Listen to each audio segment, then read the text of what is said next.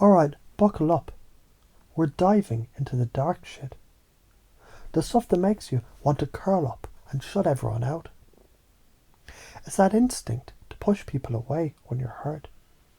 Thinking by isolating yourself, you're somehow protecting your heart. But here's the truth. You're not protecting shit. You're digging yourself into a deeper hole. You're caught in the rope that you need to climb out. Imagine you're standing at the edge of a cliff. It's dark, you're alone. The wind's howling in your face. And there's a rope right there. This rope, this lifeline, could pull you back to safety. But instead of holding on to it, you grab a pair of scissors and just cut the damn thing. That's what you're doing when you push people away. The rope isn't the enemy, it's your way out. And by cutting it, you're just setting yourself up to fall deeper. You think you're smart, right? I'll just do it myself. I don't need anyone. I've been burned too many times, but here's the kicker. You do need people. You're not a damn island. You're a human being, wired for connection. This whole I don't need anyone crap, it's just your fear talking. It's your hurt turning you into your own worst enemy. Look at it this way. When you cut people off, you're like a garden with no sunlight. Sure, you've got your soil, you've got your roots. But without sunlight, without connection, love, understanding, you just start withering. You may not notice it at first, but over time, that lack of connection, it makes you shrink. You start doubting yourself, feeling worthless. And the next thing you know, you're spiraling into a pit of self-doubt and depression. You've set up the perfect storm of emotional isolation. And it's exactly what your soul is trying to run away from. That isolation is the trap that tightens its grip the more you pull away. But here's the thing. You're never really alone. The moment you stop isolating yourself and opening up, that rope comes back into focus. You realize, oh shit, people want to help you, to love you. They've been there all along. But you were so busy thinking that you'd be strong on your own. So busy thinking, I don't need anyone. That you created your own prison. So let's break this down. You already do this in tiny ways. It's the moment you feel hurt and push your friends away. So when you shut down emotionally, thinking you'll be fine on your own. So when you avoid calls or texts, because you're not in the mood. And it's the classic, I'll just keep everything to myself move. Sound familiar? Of course it does. We all do it. But that is where the trap starts. You're running on autopilot, but not in a good way. You're running away from connection, and that's only hurting you more. So how do you do it differently? You can choose to lean into the discomfort instead of running away from it. I know it sounds like complete bullshit when you're in the thick of it, but trust me, it works. The next time you feel the urge to isolate, pause, take a deep breath and ask yourself, what would happen if I just stayed open for a second? What if I actually allowed myself to be seen right now? And then do it. Pick up the phone, send a message, reach out. This isn't about having some deep, life-changing conversation. It's about breaking the isolation cycle. Every time you do this, you're rewiring your brain to understand connection doesn't mean weakness. It's survival. Why is it so important? You were designed for connection. Evolution made us social creatures because we need each other to survive. You think that you're protecting yourself by pushing people away. What you're really doing is setting yourself up for a lifetime of loneliness. The science behind this is simple.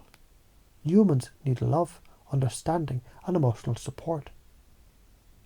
Your brain isn't built to carry pain alone.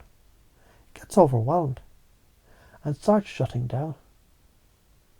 And when that happens, you're left with negative thought loops that drag you deeper into the darkness. Emotional isolation is a cancer. It spreads when you ignore it. What does science say? When you push people away, your brain releases cortisol, the stress hormone. This makes you feel more anxious and isolated, which increases the urge to isolate even more. But when you allow connection, your brain releases oxytocin, the feel-good hormone. Oxytocin helps reduce stress, improve mood, and foster bonding.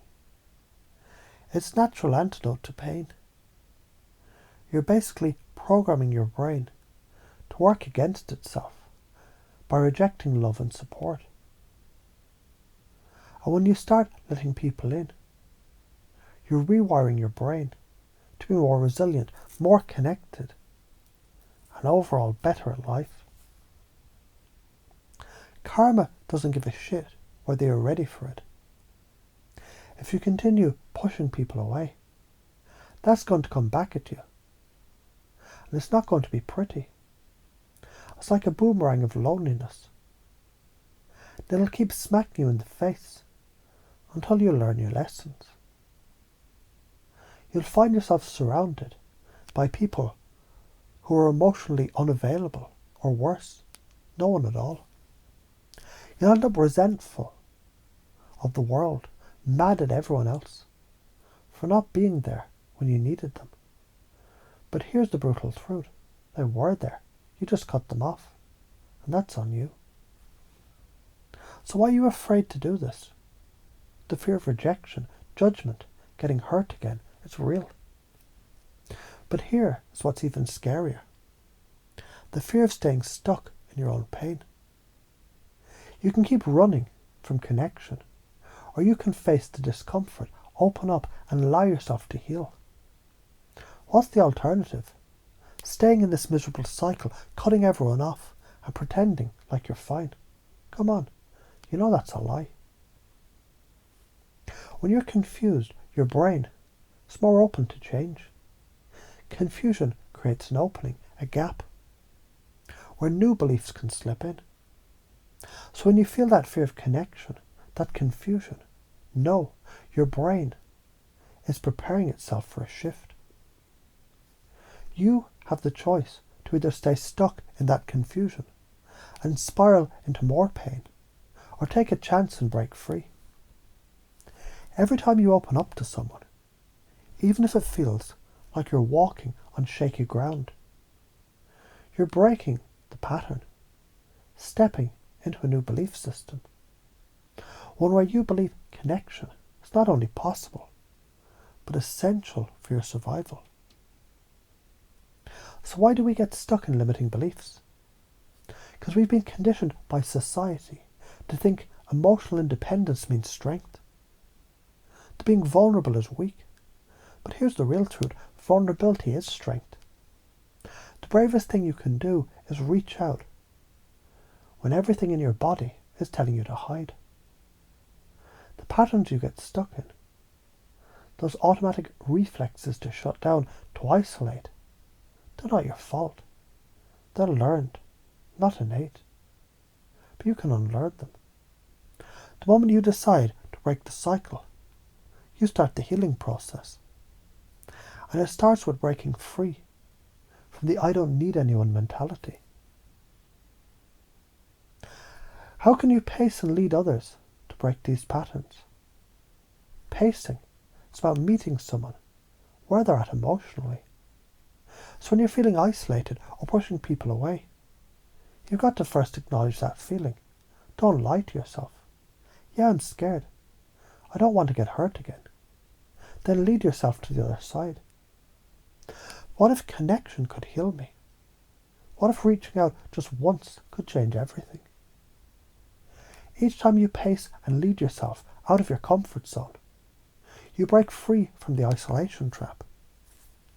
In the end, this is all about choices.